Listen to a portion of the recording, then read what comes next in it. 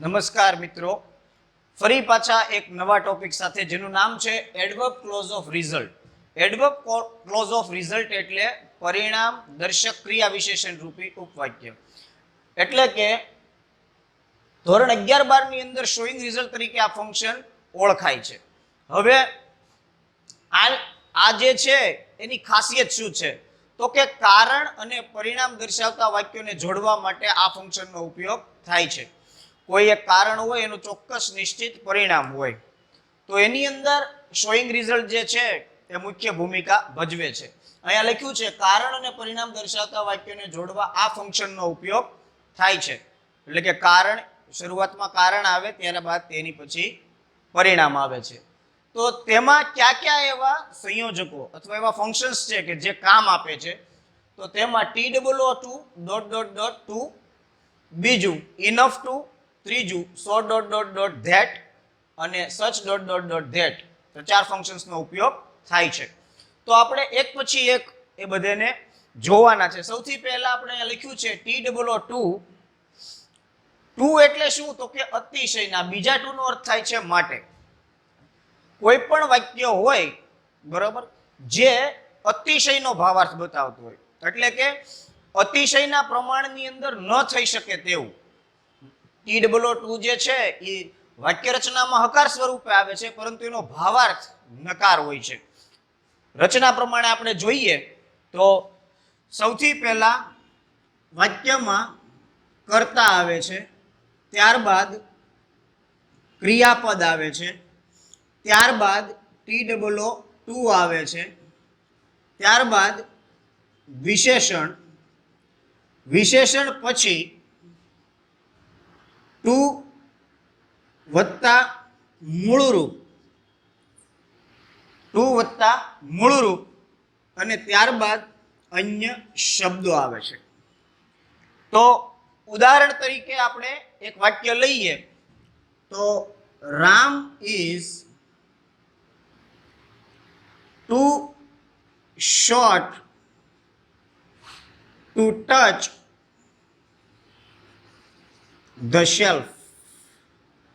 Ram is too short to touch the shelf.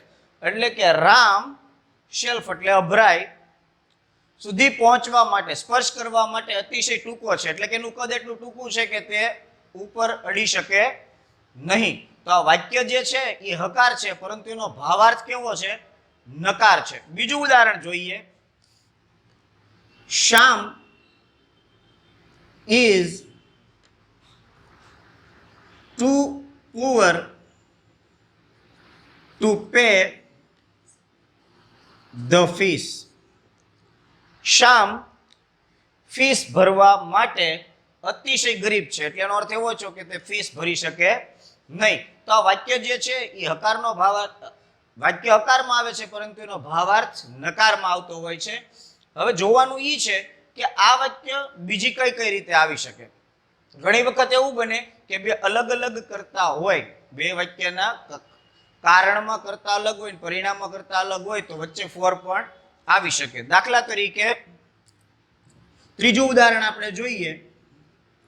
The tea is too hot for me to drink. તો અહીંયા કારણમાં ચા છે પણ પરિણામમાં મી એટલે કે મારા માટે, ફોર મી મારા માટે. તો અહીંયા આટલી વસ્તુ જે છે એ ફેરફાર સ્વરૂપે નવી આવે છે. અહીંયા ટુ ક્રિયાપદનું મૂળરૂપ કીધું હતું, પરંતુ જ્યારે બીજો કોઈ કર્તા પરિણામ સ્વરૂપમાં આવતો હોય ત્યારે અહીંયા ફોર કરી અને જે કરતા હોય તેનું કર્મ મૂકવું પડે. અહીંયા ફોર હિમ પણ મૂકી શકાય, ફોર હર પણ મૂકી શકાય, ફોર ધેમ પણ મૂકી શકાય, ફોર અસ પણ મૂકી શકાય, અથવા કોઈ વ્યક્તિનું નામ આવતું હોય, દાખલા તરીકે ફોર રામ, ફોર શ્યામ, એ પણ મૂકી શકાય છે. તો ટુ વાળી રચનામાં માત્ર આટલું જ યાદ રાખવાનું છે કે કર્તા ક્રિયાપદ પછી ટુ, વિશેષણ અને ટુ, અને જો આને બીજો કર્તા આવતો હોય તો ફોર પછી તેનું કર્મ મૂકવાનું આવે છે. હવે ટુ ની રચના થઈ ગઈ. ત્યારબાદ આપણે બીજી રચના જોઈશું જેનું નામ છે enough to. Enough two. Enough two નું ગુજરાતી થાય છે પૂરતું. તો આનાથી સાવ વિપરીત, સાવ ઉલટું. અહીંયા એમ કીધું કે અતિશય માટે થઈ શકે નહીં, અહીંયા એમ કીધું પૂરતું માટે થઈ શકે. એટલે કે આ વાક્ય રચના જે છે એ વાક્ય પણ હકાર આવશે અને એનો ભાવાર્થ પણ હકાર જ આવશે. જોઈએ આપણે દાખલા તરીકે સૌથી પહેલા કર્તા. રચનામાં જોજો કેટલો ફેરફાર થાય છે. કર્તાના સ્થાને કર્તા, ક્રિયાપદના સ્થાને ક્રિયાપદ. હવે આ વાક્ય રચના ટુ વાળી હતી એટલે આડું ટુ આવતું હતું. હવે ટુ નહીં આવે તો ટુ કાઢી નાખવાનું, વિશેષણને આગળ લઈ લેવાનું. ક્રિયાપદ પછી આવશે વિશેષણ. વિશેષણ પછી શું કરવાનું? તો આ જે સંયોજક છે ઇનફ, ઇનફ ટુ મૂકવાનું. ત્યારબાદ ક્રિયાપદનું મૂળ રૂપ આવે અને ત્યારબાદ અન્ય શબ્દ જો આવતા હોય તો મૂકવાના છે, ન આવતા હોય તો કોઈ જરૂર નથી. તો હવે આપણે આ જ વાક્યો છે એને ઉલટાવીને જોઈએ, કારણ કે આ જે છે એનાથી તદ્દન વિરોધી છે ઇનફ. તો અહીંયા આપણે વાક્ય રચના જોઈએ તો રામ, આને ઉલટાવીએ છીએ આપણે, રામ ઇઝ. હવે આ ટુ છે એ તો કાઢી નાખવાનું છે, એની જગ્યાએ વિશેષણને આગળ લેવાનું થાય. તો શોર્ટનું વિરુદ્ધાર્થી વિશેષણ શું થાય? તો કે tall. Ram is tall enough to touch the shelf. આ વાક્ય જે છે એના કરતા સાવ વિપરીત થઈ ગયું. એમ કીધું કે રામ અભરાઈ સુધી સ્પર્શ કરવા માટે અતિશય ટૂંકો છે. ઇનફમાં એનો ભાવાર્થ વિપરીત થઈ જાય છે. રામ ઇઝ ટોલ, રામ ઊંચો છે. શેના માટે? Two touch the shelf. Enough, enough એટલે પૂરતો. અભરાઈને સ્પર્શ કરવા માટે રામ પૂરતો ઊંચો છે. અહીંયા એમ કીધું અતિશય ટૂંકો છે, સ્પર્શ ન કરી શકે. અહીંયા એમ કીધું કે અતિશય પૂરતો ઊંચો છે એટલે સ્પર્શ કરી શકે. બીજું ઉદાહરણ આપણે જોઈએ શામ વાળું. તો શામની જગ્યાએ કર્તા તરીકે શામ જ આવશે, ક્રિયાપદ તરીકે ઇઝ જ આવશે. હવે ટુ નીકળી જાય, વિશેષણ આગળ આવે, પણ અહીંયા પુઅર છે તો પુઅરનું વિરુદ્ધાર્થી આપણે મૂકશું રીચ. એટલે પુઅરનું વિરુદ્ધાર્થી રીચ, એના પછી ફરજિયાત ઇનફ ટુ. હવે પે ધ ફિશ. એની એ જ વાક્ય રચના. આ થઈ ગયો નથી ઉલટું. અહીંયા એમ કીધું કે શ્યામ ફીસ ભરવા માટે અતિશય ગરીબ છે, એટલે કે એ ફી ભરી શકે નહીં. તો અહીંયા શું કીધું કે શ્યામ ફીસ ભરવા માટે પૂરતો ધનવાન છે, એટલે કે એની પાસે એટલા પૈસા છે કે તે ફી ભરી શકે. અહીંયા એ અર્થ થાય કે એની પાસે પૈસા નથી માટે ફીસ ભરી શકે નહીં. ત્રીજું ઉદાહરણ આપણે જોઈએ. એમાં જે રીતના ફોર કરીને કર્મ, કર્તાનું કર્મ બનાવવામાં આવે છે એ જ રીતના આમાં પણ આવશે. તો એનું જ ઉદાહરણ આપણે લઈએ. દાખલા તરીકે ધ ટી ઇઝ. હવે ટુ છે એ નીકળી જાય, હોટ છે એ આગળ આવે, પણ હોટનું વિરુદ્ધાર્થી મૂકવાનું એટલે શું થાય? કોલ્ડ. T is cold. ત્યારબાદ ઇનફ ટુ. હવે જે ક્રિયાપદ છે એ મૂકી દેવાનું, ઇનફ ટુ ડ્રિંક. તો અહીંયા એમ કીધું કે the tea is too hot for me to drink. તો એ જ રીતે અહીંયા પણ ઇનફ પછી ફોર મૂકવાનું, ફોર મી ટુ ડ્રિંક. આ રીતે વાક્ય બની શકે. અહીંયા જે છે એ વાક્યનો ભાવાર્થ એવો થાય the tea is too hot for me to drink. ચા મારા પીવા માટે અતિશય ગરમ છે. અહીંયા ચા મારા પીવા માટે પૂરતી ઠંડી છે, એટલે કે ચા પી શકાય. હવે આ બે રચના ઉપરથી ત્રીજું જે છે સો ધેટ અને ચોથું જે છે સચ ધેટ એ કઈ રીતે બને એ આપણે જોવાનું છે. હવે સો ધેટની આપણે વાત કરીએ તો સો ધેટ એનો ભાવાર્થ એવો થાય છે એટલું બધું કે જેથી વાક્ય જે છે એ બે સેન્ટેન્સમાં ડિવાઈડ થઈ જાય છે. ધેટની આગળનું જે વાક્ય છે એ કારણ બતાવે છે ને ધેટની પાછળ આવતું વાક્ય જે છે એ પરિણામ દર્શાવે છે. ઉદાહરણ તરીકે આપણે રચના ઉપરથી સમજવાનો પ્રયત્ન કરીએ તો સૌથી પહેલા વાક્યમાં આવશે કર્તા, ત્યારબાદ આવશે ક્રિયાપદ, ત્યારબાદ આવશે સો પછી આવશે વિશેષણ, વિશેષણ પછી આવશે ધેટ. ધેટ પછી ફરી પાછો અહીંયા કર્તા અથવા કર્તાનું સર્વનામ, આગળ જે કર્તા છે એનું સર્વનામ આવે અથવા અહીંયા બીજો સ્વતંત્ર કર્તા આવી શકે. હવે અહીંયા તમે કાળ પ્રમાણે, અહીંયા જે આગળ કાળ આપ્યો એ પ્રમાણે કેન અથવા કુડ, વિલ અથવા વુડ અથવા મે અથવા માઇટ મૂકી શકો. Can, could, will, would, may, might જે મૂકવો એ મૂકી શકો. ત્યારબાદ જો ભાવાર્થ નકારનો હોય તો જ અહીંયા નોટ આવશે. એટલા માટે મેં કાઉન્સમાં લખ્યું છે જો ભાવાર્થ નકારનો હોય તો જ નોટ મૂકવાનું છે. જો વાક્યનો ભાવાર્થ હકારનો હોય તો નોટ આવશે નહીં. ત્યારબાદ ક્રિયાપદનું મૂળરૂપ અને અન્ય શબ્દ આવશે. તો હવે ટુ વાળી રચનામાં જે આપણે વાક્ય લખ્યું હતું એ વાક્યને ફરીથી યાદ કરીએ કે Ram is too short to touch the shelf. એ જ વાક્યને આપણે ફેરવવાનું છે. તો અહીંયા કર્તા તરીકે સૌથી પહેલા લઈશું આપણે રામને. ક્રિયાપદ તરીકે આવશે ઇઝ. TOO વાક્ય રચનામાંથી નીકળી જાય, એની જગ્યાએ આવી જાય so. Ram is so short that. હવે વાત રામની જ થાય છે તો રામનું સર્વનામ અહીંયા આવશે ધેટ હી. હવે અહીંયા જોઈ લેવાનું ઇઝ છે તો અહીંયા તમે કેન મૂકી શકો. જો અહીંયા ઇઝ ની જગ્યાએ વોઝ હોત તો કેન ના સ્થાને કુડ આવત. Ram is so short. Ram એટલો બધો ટૂંકો છે ધેટ કે he can not touch the shelf. He cannot touch the shelf. આ રીતના વાક્ય બને. બીજું ઉદાહરણ જોઈએ આપણે કે શ્યામ is too poor to pay the fees. તો અહીંયા શ્યામની જગ્યાએ કર્તા તરીકે શ્યામ જ આવશે. ત્યારબાદ is આવશે. ત્યારબાદ રચનામાં કીધું એ પ્રમાણે સો મૂકવું પડે. વિશેષણ હતું પુઅર ધેટ. હવે શ્યામની જ વાત થાય છે. શ્યામ ગરીબ હોય તો શ્યામ જ ફી ન ભરી શકે, બરાબર? તો શ્યામનું સર્વનામ થાય હી. આગળ જો કોઈ લેડીનું નામ હોય તો અહીંયા આવી જાય શી.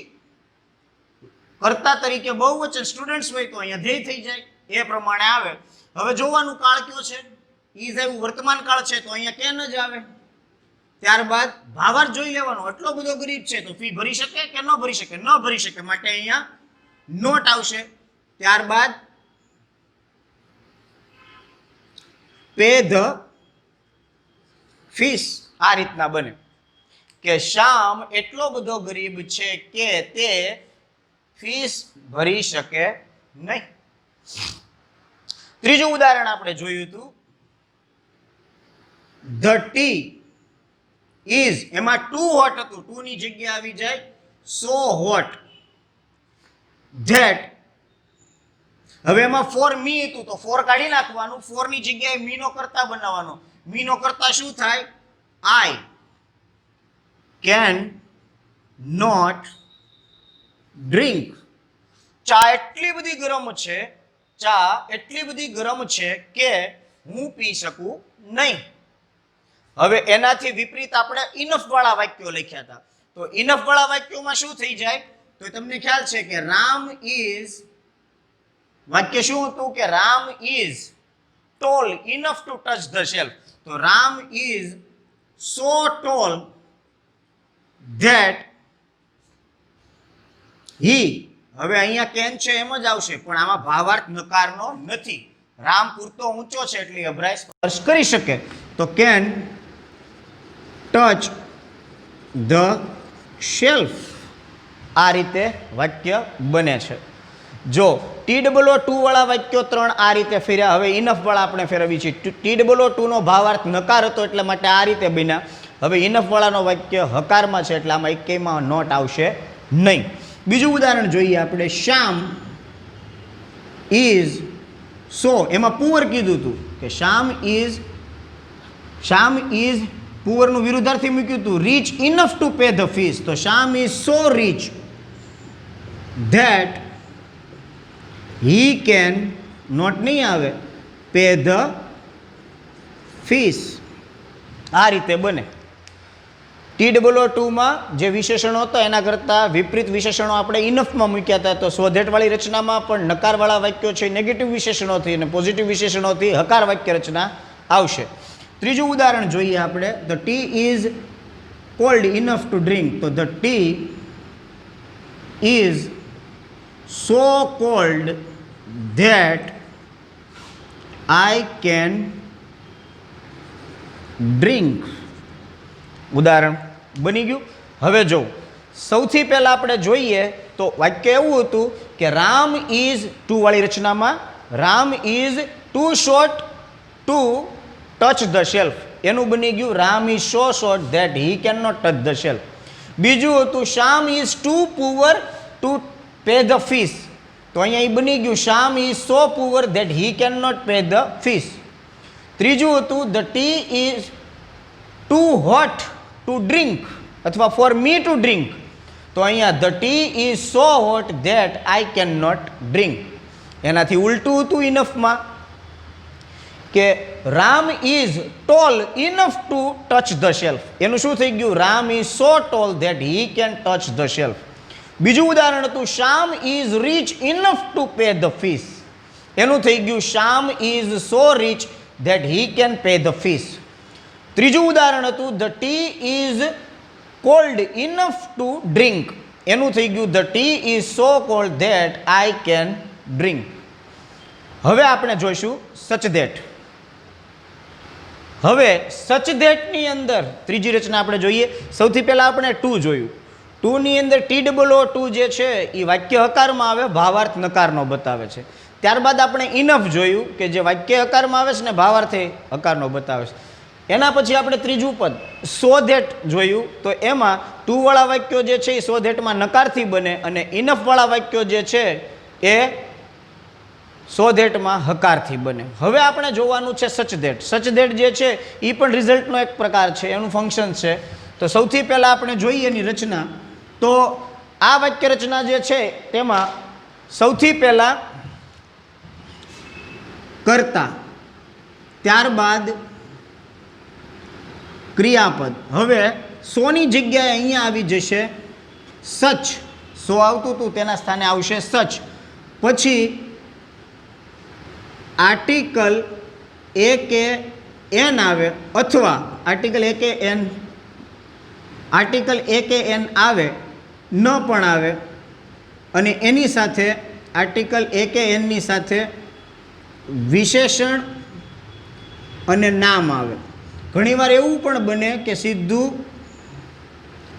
બહુવચનવાળું નામ આવે, એટલે કે આર્ટિકલ એ કે એન વિશેષણ અને નામ આવે. ઘણીવાર એવું બને કે સીધું બહુવચનવાળું નામ આવે. ત્યારબાદ ધેટ, ત્યારબાદ કર્તા. બાકીની રચના સો ધેટ જેવી જ છે. કેન કે કુડ અથવા વિલ કે વુડ. નોટ આવતું હોય તો મૂકવાનું, ન આવતું હોય તો જરૂર નથી. ત્યારબાદ મૂળરૂપ અને અન્ય શબ્દો આવે, એ પણ આવતા હોય તો મૂકવાના, ન આવતા હોય તો જરૂર નથી. હવે જે આપણે ઉદાહરણો જોયા હતા એ ઉદાહરણોને ફરી પાછા આપણે સચધેટથી જોઈ લઈએ.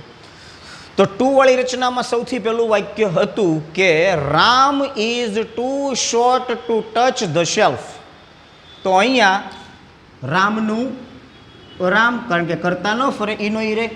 ક્રિયાપદ તરીકે ઇઝ હતું એટલે એ પણ એમનેમ રે, રામ ઇઝ. હવે ફરજિયાત સોની જગ્યાએ શું આવી જાય? સચ. હવે વિશેષણ જોવાનું પહેલાં કે શોર્ટ કીધું છે તો શોર્ટની આગળ આર્ટિકલ એ લાગે એટલે અહીંયા અ શોર્ટ. હવે અહીંયા નામ મૂકવાનું છે તો રામ એ શું છે? છોકરો છે તો બોય મૂકી શકાય. રામ ઇઝ સચ એ શોર્ટ બોય. રામ એક એવો ટૂંકો છોકરો છે ધેટ, રામનું સર્વનામ, he can not touch the shelf. આ રીતે વાક્ય બને. અહીંયા નામ આપણે બનાવીને મૂકવું પડશે, જે કરતા હોય એ પ્રમાણે મૂકવાનું.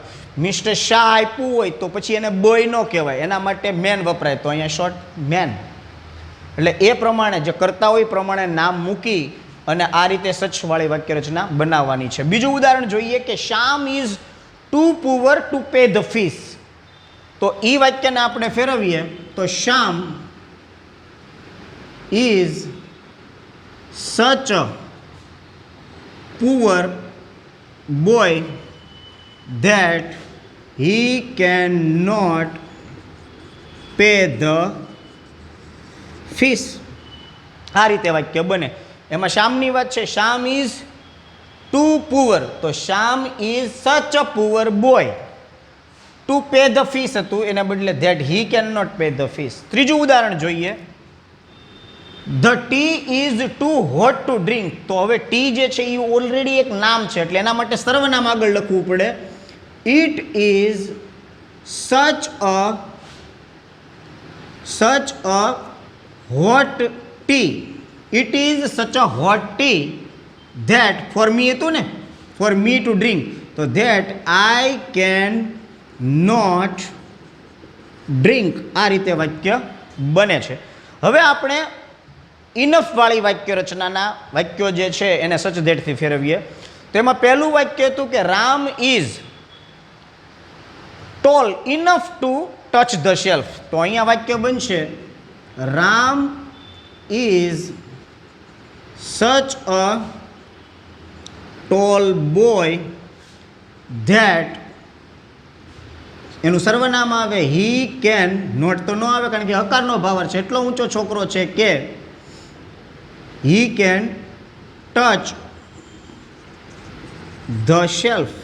આ રીતના બને. બીજું ઉદાહરણ જોઈએ કે Shyam is rich enough to pay the fees. તો એનું આપણે કરીએ તો શ્યામની જગ્યાએ શ્યામ, ઇઝની જગ્યાએ ઇઝ, રીચ તો સચ રીચ આવશે, સચ રીચ, ઇનફ નીકળી જાય, પછી boy to pay the fees એટલે અહીંયા આવશે ધેટ, ટુ નીકળી જાય, કરતા આવે સર્વનામ શ્યામનું, હી કેન નોટ નહીં આવે, પે ધ ફીસ. આ રીતે વાક્ય બને. ત્રીજું ઉદાહરણ હતું the tea is cold enough to drink. T is cold enough to drink. તો આપણે અહીંયા એના માટે સર્વનામ પહેલાં લેવું પડે કારણ કે ટી ઓલરેડી પોતે નામ છે. તો it is such a cold tea that I can drink. આ રીતે બને.